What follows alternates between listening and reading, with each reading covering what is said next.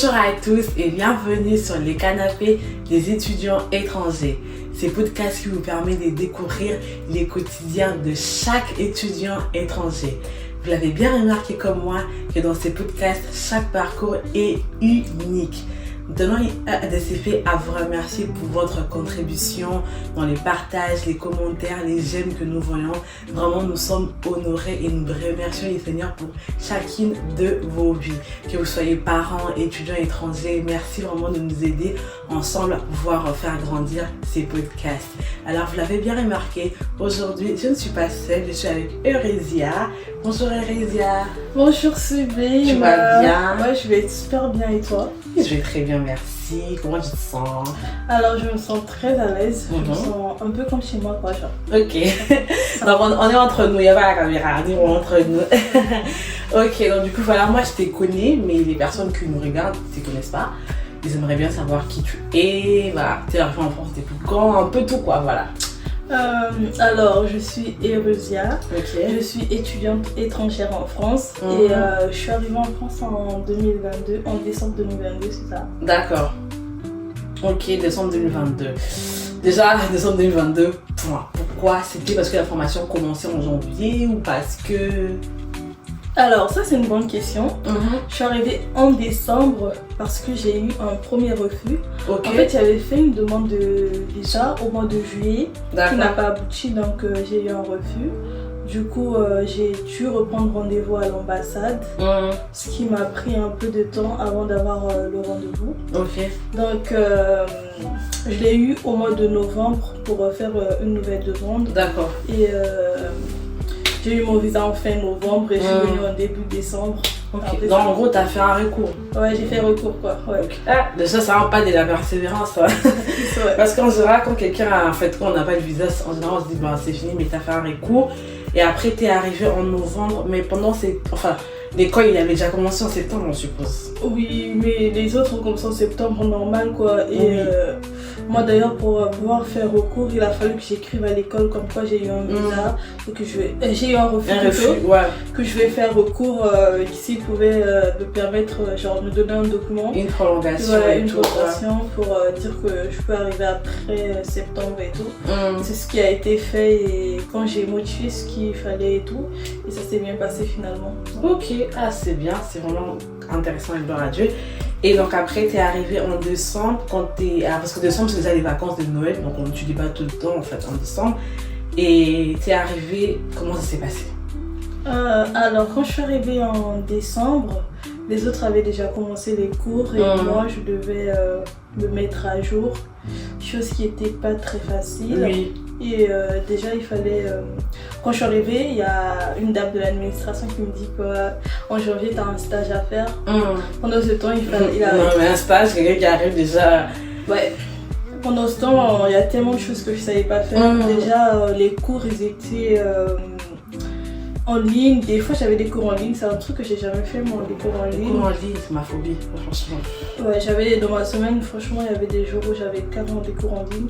Le planning, il était sur le site, tous les cours étaient sur le site en fait. Et les mots de passe ici à gauche, les mots de passe à droite. Franchement, il fallait vraiment...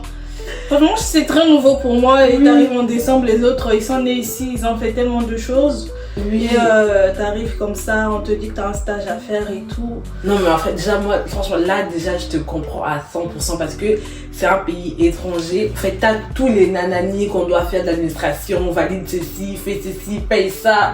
Le stress, l'intégration. Et moi j'étais dans une option, j'étais en diététique, du coup c'est les sciences alimentaires, prendre soin de faire des régimes quoi. Et là sur le coup il fallait lire tout en fait parce que moi j'étais dans un pays où on n'a pas forcément la même alimentation qu'ici en France. Et là il fallait connaître des recettes et tout, des techniques de cuisine et c'est des recettes que moi je connais pas parce que c'est des choses que je mange pas chez moi. Donc je suis là à étudier des trucs un peu débiles, des trucs qu'une personne qui est née ici va connaître facilement. Moi j'étais obligée de les étudier en fait. Mais après déjà quand tu es arrivée en décembre, est-ce que tu avais quelqu'un que tu connaissais dans la ville qui pouvait t'aider, voilà? Même juste pour l'intégration. Alors pour ça j'ai eu de la chance parce que moi je suis arrivée, je vivais chez ma soeur. Donc franchement je me sentais bien quand j'étais à la maison et tout, elle m'aidait et tout pour l'intégration. C'était surtout pour l'école que c'était compliqué en fait. Oui. Ouais, c'était très compliqué pour l'école. Oui. Non mais après je te reprends parce que moi je suis arrivée les 6 octobre je pense, les 6 octobre et tout, mais après franchement c'était grave galère. Surtout quand je suis arrivée après les confinements et tout, enfin tout ça là et tout. Et du coup après en janvier il fallait trouver un stage, tu l'as trouvé ou pas? Alors le stage de janvier j'ai pas pu le trouver en fait, c'était pas possible de le trouver. Là je suis arrivée le 7 décembre en France, j'ai commencé mes cours je crois le 9 le 10 décembre parce que le temps que je m'adapte et tout, que je fasse ma paperasse aussi. Donc je suis arrivée après, il y avait les vacances de Noël, donc j'ai pas fait grand chose en termes de cours. Et trouver un stage, moi ils m'ont dit que c'était un stage en restauration collective, moi je connaissais même pas c'était quoi les restaurants collectifs. Donc j'ai que je devais apprendre à prendre le métro, apprendre à tout faire et comment je cherchais te tromper des bus, te tromper des lignes et tout ça et tout. Donc le stage, non je l'ai pas trouvé en janvier.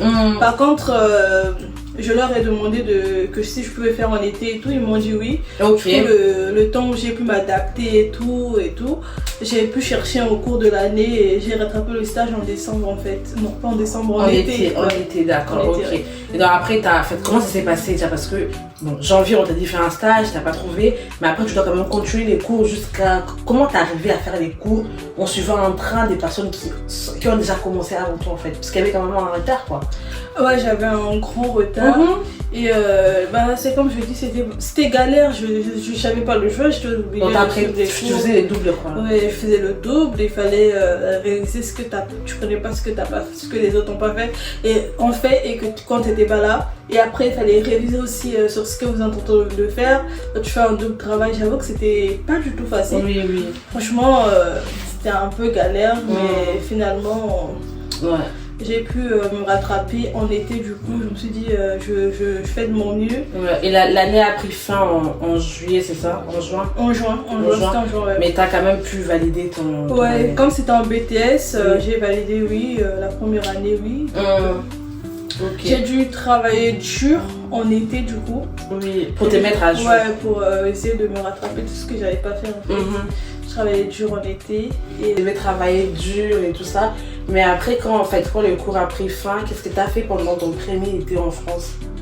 Alors, quand on était en France, du coup, le stage que j'allais faire en janvier, que j'allais faire en janvier, que j'ai pas pu faire, c'est celui que j'ai dû rattraper en été. Donc je faisais stage, c'était un stage non rémunéré. Je faisais stage et job étudiant en même temps.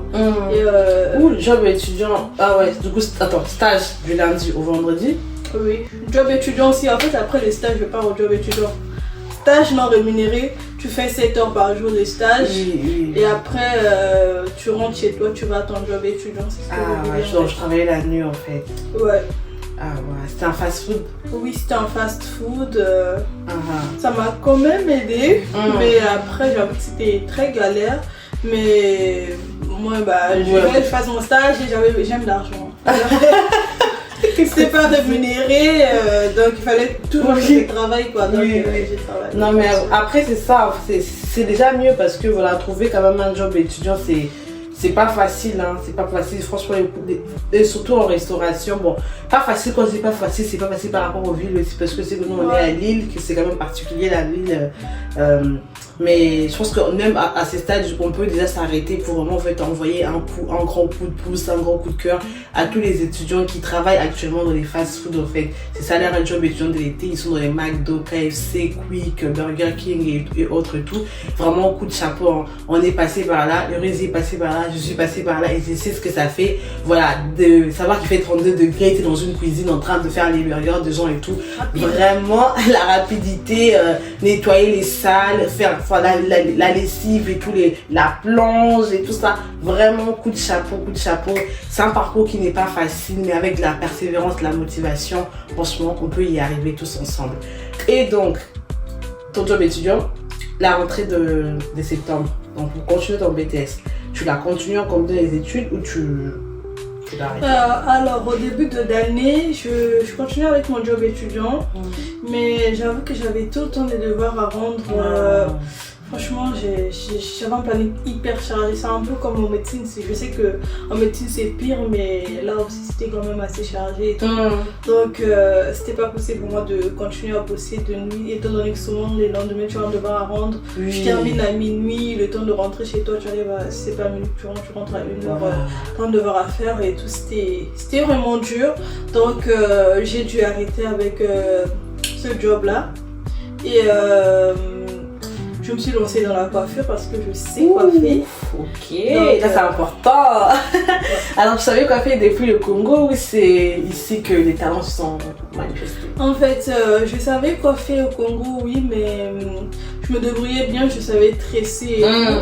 Mais c'est pas un truc que je me voyais peut-être exploiter comme ça en mode être en France, ne faire que ça comme job étudiant. Oui. Parce que j'ai toujours bossé en restauration, je savais coiffer.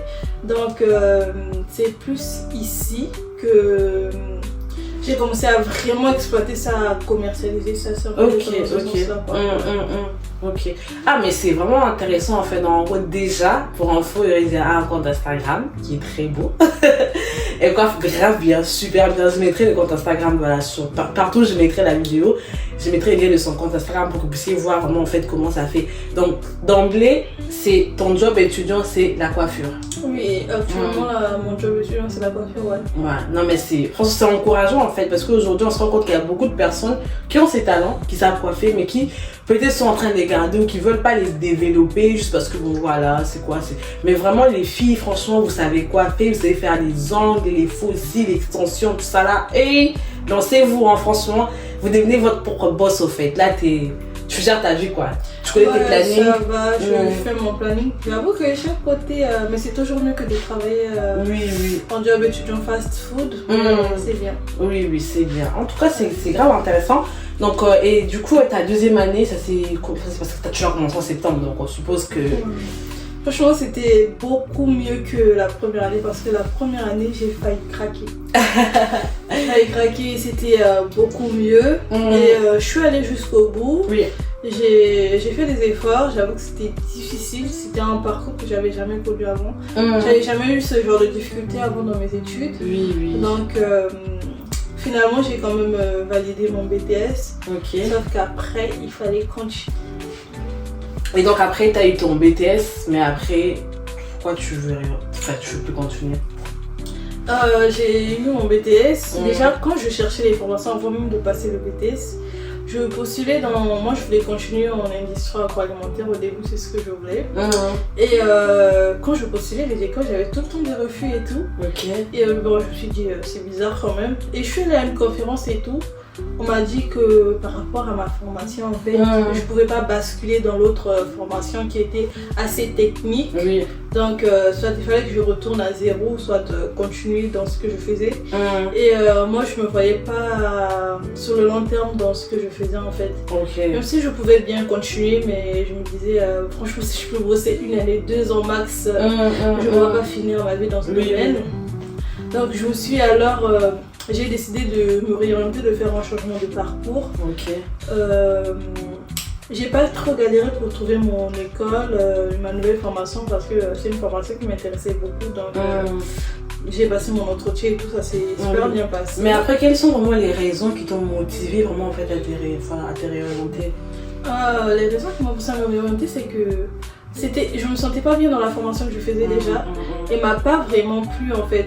Au départ quand je suis arrivée, je me disais je vais faire la formation et tout, je vais m'adapter et tout, mais franchement le fond de la formation c'était pas vraiment ce que je voulais.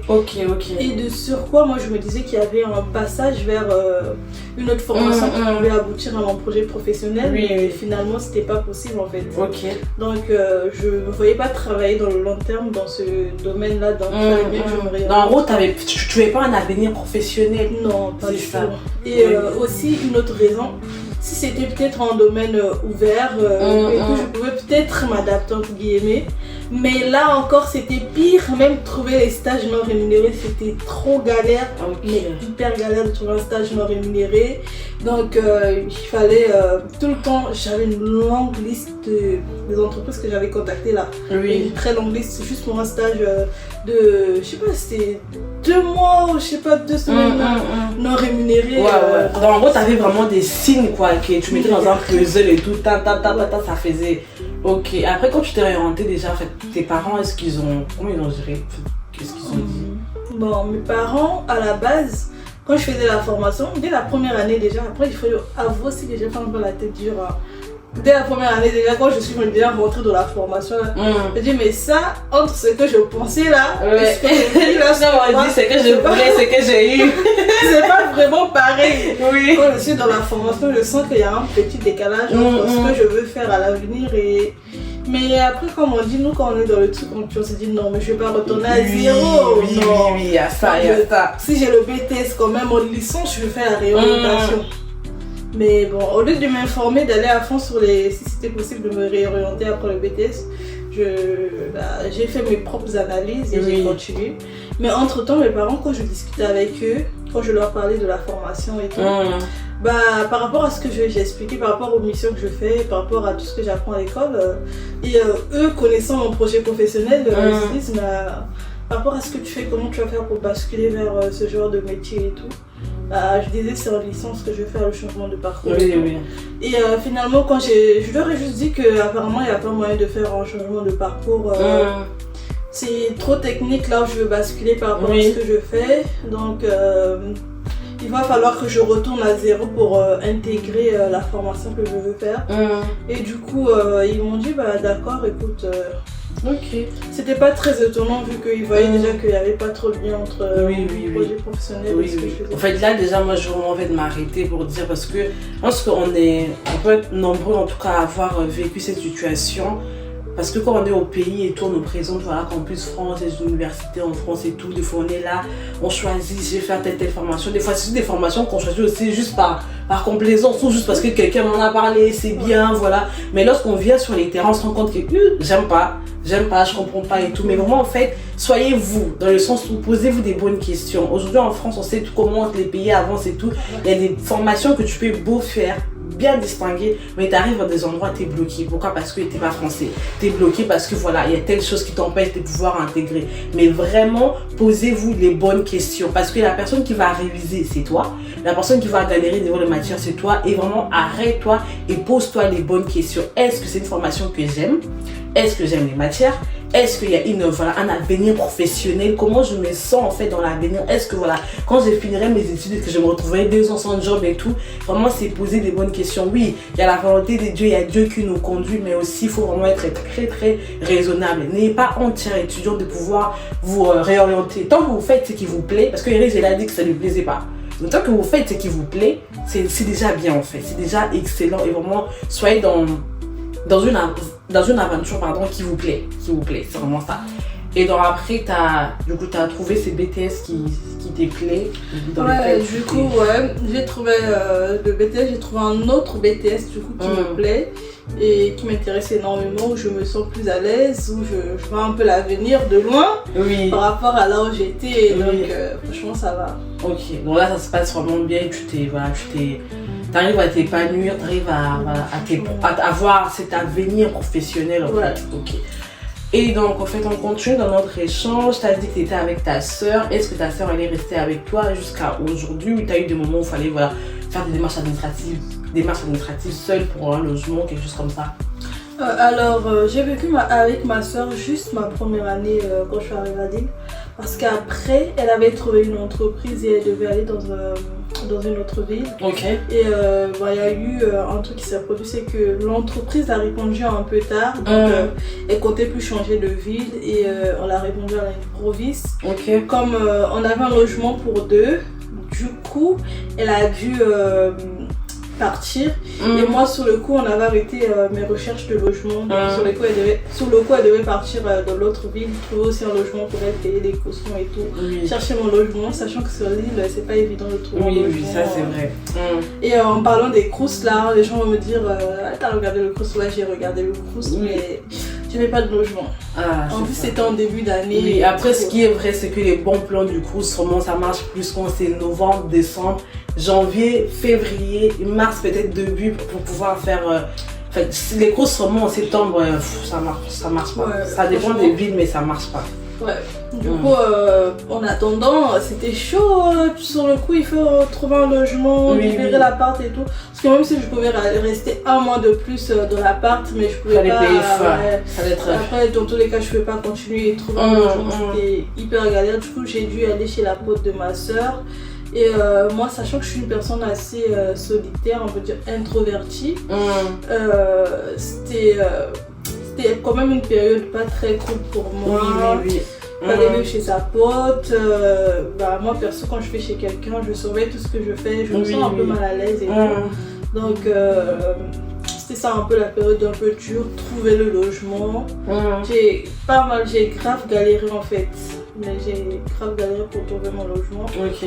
Mais finalement, j'ai trouvé. Ouais, t'as trouvé. Mais après, du coup, quand t'as trouvé, c'est là où t'as commencé à habiter seule. Ça s'est passé comment vivre seule en fait? Pour moi, vivre seule, ça n'a pas été très compliqué parce qu'à la base, je voulais bien vivre avec ma soeur, ça va, mais vivre chez sa pote quand même, ça va, j'avais hâte d'arriver chez moi. C'était ça déjà le point positif. C'était mon point positif déjà. Il fallait que j'étais arrivée chez moi, je suis très contente et tout. Mais il y avait vas-y, tu as toujours vécu avec des gens et tout. Tu prends tout en charge. Donc là, t'es là. Bon, il y a aussi le loyer à payer avant de commencer aussi. Je suis pas loyer. Tu fais un loyer, tu te fais à manger. Quand tu dis que t'as faim, tu te parles à toi-même en fait. Il y a personne en fait. C'est vrai que quand tu vas avec quelqu'un, tu peux cuisiner, mais tu sais quand même que au moins une fois dans la semaine, l'autre peut cuisiner. Mais là, en fait, s'il te manque la lessive, il n'y a personne. S'il te manque ceci, il n'y a personne. Tu te prends en charge, quoi. Ça change. Tu te dis, si jamais tu es malade, en fait, il faut prendre les médicaments dès que tu ne te sens pas bien. Si jamais tu es trop faible, il n'y a personne qui va te dire on va appeler l'hôpital pour toi, on va te donner des comprimés. Donc... tu peux avoir des copines et tout, vous habitez certainement dans les mêmes immeubles, elle habite à 40 minutes, 45, et tout comme ça, et tout, c'est ça. C'est ça en fait. Donc il faut être un peu plus mature par rapport à quand tu vis avec quelqu'un en fait. Et c'était ce côté-là. Et puis il faut prendre soin du logement parce que sinon tu rembourses la caution quoi. Donc, on te rembourse pas les chèques de la caution. Donc c'est un peu ça, mais ça va en vrai. Du coup t'as bien. Parce que moi c'était vraiment question parce que je me disais, t'étais quand même avec quelqu'un. Parce que franchement, l'ambiance de l'Afrique, du pays et de la France, c'était quand même un peu resté parce que t'étais avec ta soeur. Et te retrouver seule, mais heureusement pour toi, ça s'est pas tombé en solitude, en dépression, donc tout ça là, t'as bien suggéré, ça c'est vraiment quelque chose de très important. Et donc en fait, moi j'aimerais juste continuer, comment ça s'est passé du coup au niveau de la foi en Dieu, parce que au pays, on était tous habitués à aller au culte et tout, comment en France, ta foi en Dieu a été, tu l'as vu en fait?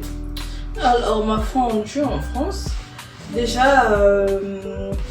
j'avais arrêté d'aller à l'église fréquemment, donc au fur et à mesure la foi elle baissait petit à petit en fait mes habitudes spirituelles je peux dire en quelque sorte. Bon si c'est pas un peu trop ma foi, je crois toujours en Dieu mais mes habitudes spirituelles commençaient à baisser parce que j'allais pas fréquemment à l'église et au début on se dit je gère, ça va. Je fais les cultes en ligne, ça va. Je suis allée à l'église plusieurs fois, je maîtrise la Bible, des histoires comme ça. Mais comme on dit, la foi vient de ce qu'on entend. Moins tu entends, moins tu as la foi. C'est ça. Moins tu vois, tout ce qui est pratique spirituelle et tout ça, comment tu en fais de moins en moins après. Franchement, ça a baissé, ça a grave baissé, mais grâce je sais pas si je dois dire grâce aux situations de la vie ou à cause des situations de la vie, des fois tu te rends compte que Dieu est au-dessus de tout quoi, malgré tout ce que tu peux faire. Dieu il est au centre de tout. Non, c'est vraiment les situations de... En fait, si ta foi elle a baissé, c'est vraiment en fait, c'est la flemme ou juste la France, c'est tous ces problèmes ou... Bon, moi je dirais plutôt la flemme. Je dirais la flemme, c'était pas vraiment les problèmes, c'est juste que je me dis flemme, moi je vais aller travailler au lieu d'aller à l'église. On se dit souvent, c'est vrai que des fois on n'a pas le temps en tant qu'étudiant, mais il y a aussi la volonté, il y a des gens ils n'ont pas le temps d'aller à l'église mais ils font de leur mieux quoi. Mais je faisais pas de mon mieux je dirais. Et il y a des fois aussi où j'étais disponible pour aller à l'église le week-end, mais je voulais juste pas aller, je voulais juste me reposer. Oui, je comprends. C'est surtout la flemme, je dirais. Après, il y a aussi un truc qui est très important à dire, c'est qu'en général, en Afrique, en fait, on est avec nos parents, on se réveille les matins, si tout le monde est chrétien, c'est que tout le monde part à l'église, donc il n'y a pas quelqu'un qui va dire que moi, non. Il y a cette motivation, on est vraiment, mais ici, tu es responsable de ta vie, en fait. C'est-à-dire que c'est toi qui dois mettre un réveil, c'est toi qui dois te dire, j'ai pars à l'église, je mets tel réveil de telle heure à telle heure, je pars à l'église de telle heure à telle heure, je médite de telle heure à telle heure, je fais ça.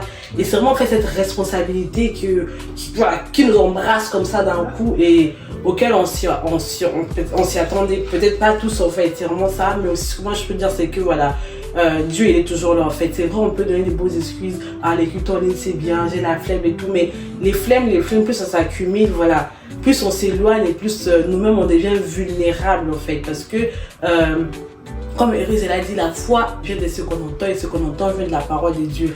La parole de Dieu elle se résume vraiment par la Bible qu'on lit tous les jours et les prédications qu'on peut écouter, vraiment en fait s'exposer à cette présence là en fait, n'est pas rester dans son corps, parce qu'on peut beau dire j'ai la flemme, mais on a la flemme, on part à Basic Fit, on a la flemme, voilà, tu vois, on a la flemme, on fait d'autres choses, mais vraiment en fait dans la flemme on a le temps d'aller voir les amis, d'aller se prendre un pot.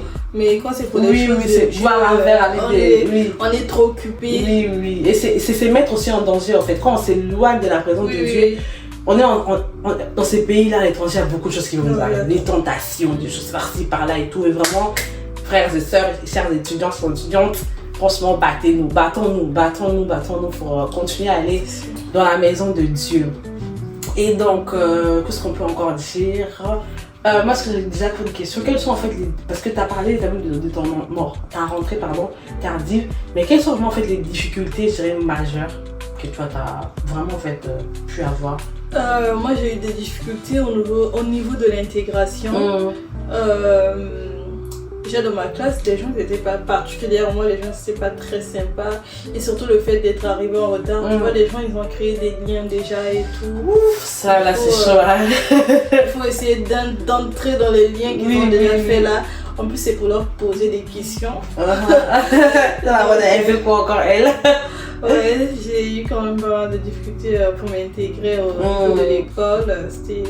Et aussi, il fallait que j'accepte parce que là, je me voyais en train d'échouer en quelque sorte. J'avais une certaine pression pour pouvoir rattraper les cours que je faisais pas et tout. Que j'avais pas eu à faire quand j'étais chez moi. Bon, quand j'étais en Afrique, du coup. Donc, il y a eu ça, il y a. Je peux dire quoi d'autre. Je sais pas, on peut dire aussi des démarches administratives parce qu'on parle aussi du titre des séjours. Les démarches administratives, ça peut être aussi une difficulté. Mais ça, franchement, ça a été parmi les difficultés. Je dis même que c'est une difficulté. La difficulté majeure. Ouais, franchement, quand j'ai fait ma demande de titre de séjour, au début au calme, je savais même pas que ça prenait autant de temps. J'ai fait ma demande en 2024, en début de l'année 2024 je pense, mais elle a mis tellement longtemps qu'elle arrive en 2025. Aïe. Non mais après Lille, franchement bravo. J'ai eu que des prolongations. Ah ouais. Ouais, c'était trop galère et je me dis, si je bossais toujours en restauration, est-ce que ça allait le faire en fait? Pas comme on dit, Dieu, des fois, tu vois, tu travailles plus quelque part, tu te dis c'est fini, mais finalement c'est pour te créer un autre chemin. Oui, ben, c'est ça. Ah ouais, c'est vraiment ça. Après, franchement, au niveau de difficulté, je pense qu'on a presque tous. Après, ça dépend des villes, hein. Les personnes qui peuvent dire que moi, mes difficultés c'était ceci, celle-ci. Moi, je reste en particulier à Lille, pas mal des étudiants, en tout cas, reviennent sur les mêmes points administratifs, que c'était quand même chaud et tout. Et je pense qu'on est vraiment en train de tendre vers la fin. Parce que moi, j'aimerais juste que tu puisses nous dire voilà, une ou deux choses que toi, tu aimerais savoir avant de venir en France. Ce que j'aurais aimé savoir avant de venir en France, c'est de me dire que en fait la vie elle est pas rose. Genre, parce que nous quand on est en Afrique, on se dit dès que je vais en France, je fais ci, je fais ça, et ensuite je travaille. En fait on a une pensée et tout. To do list. Ouais. Et quand tu arrives sur place, c'est pas forcément ça, tu vois, tes réalités. Elles sont pas les mêmes, il faut t'adapter et tout au niveau de l'école. Et des fois, ce que ce à quoi tu t'attendais, en fait, c'est même pas ça qui t'arrive. Donc, il faut être préparé mentalement. Et sur le choix des formations, je vais un peu insister là-dessus. Franchement, essayez de bien voir les débouchés de la formation que vous choisissez, en fait. Parce que c'est bien beau de faire une formation parce que peut-être dans ta tête, elle te plaît, mais c'est pour travailler où? Essayez de voir, demander à ceux qui sont sur place, est-ce que tu connais des gens qui travaillent dans tel domaine? Et de nos jours, il y a même TikTok, tu regardes sur TikTok et tout. Franchement, les informations récoltées. Et sur ceux qui aiment ou qui prennent des formations, qui se disent ouais, je vais la faire juste pour arriver en France et tout, essayez quand même de faire des formations qui vous plaisent, des formations peut-être qui vont permettre de continuer, parce que arriver sur place, des fois t'as plus forcément envie de reculer, mais si t'as déjà pris une formation dans laquelle tu te sens bien, ou qui peut aboutir où tu peux trouver un emploi, c'est bon, mais si tu prends des formations où il n'y a pas de travail et tout, tu es obligé de reculer. C'est ça en fait, c'est ça. Et franchement, sur ces points, moi j'aimerais vraiment en fait rebondir pour dire ça, parce qu'en général, quand on choisit les formations, vraiment on te dit ça, tu choisis, mais vraiment, prenons du temps en fait, prenons vraiment du temps de lire les débouchés de la formation, alors sur Google, faisons des recherches comme ça et tout, cherche à savoir la formation que j'ai fait, quels sont les débouchés, quelles sont l'insertion professionnelle, comment ça marche et tout ça, parce que faudrait pas que tu sois surprise après Bac plus 5, je dis je savais pas en fait, je savais pas et tout, non mais vraiment ça c'est, personne n'a envie de vivre ça, parce que tu risquerais de commencer à faire des formations en formation juste parce que voilà, tu t'étais lancé juste comme ça. Et ce qu'on peut aussi vraiment en fait redire ici dans ces podcasts, c'est que n'ayez pas honte de vous arrêter à mi-chemin.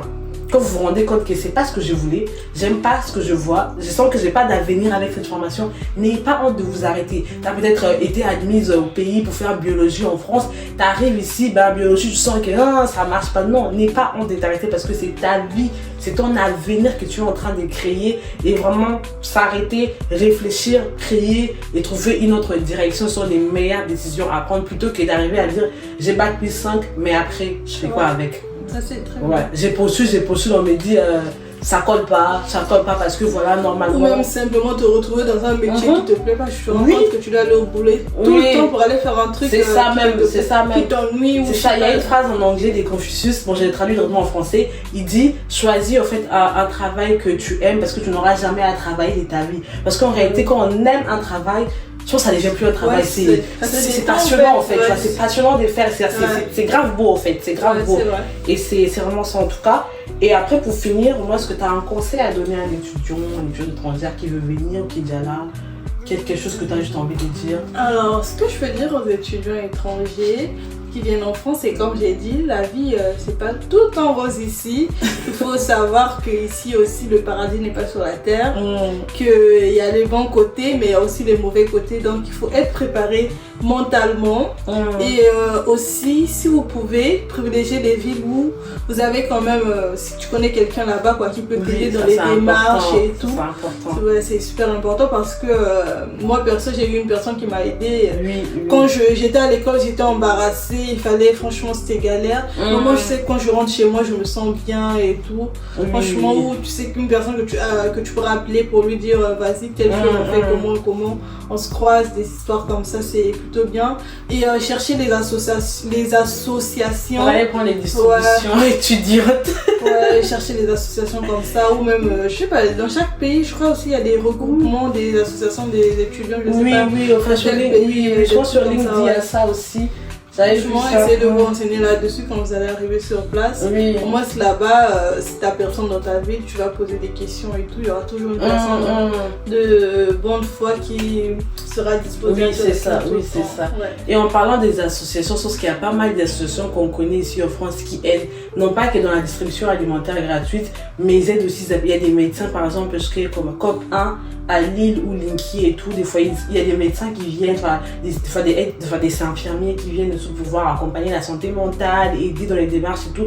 Et c'est vraiment bien, en tout cas, ne restez pas dans cette boule-là de juste je suis dans mon coin, mais vraiment essayez, comme Euryse elle a dit, c'est aussi bien d'aller dans une ville, de venir dans une ville où on connaît déjà quelqu'un. Si on connaît quelqu'un, gloire à Dieu, mais si on ne connaît pas aussi, voilà, Dieu il sait comment il va faire pour pouvoir vous aider à rencontrer des gens, mais c'est mieux de pouvoir tisser des liens avec des gens. Et vraiment, moi j'ai beaucoup aimé cet échange. Merci beaucoup Eurysia. Merci.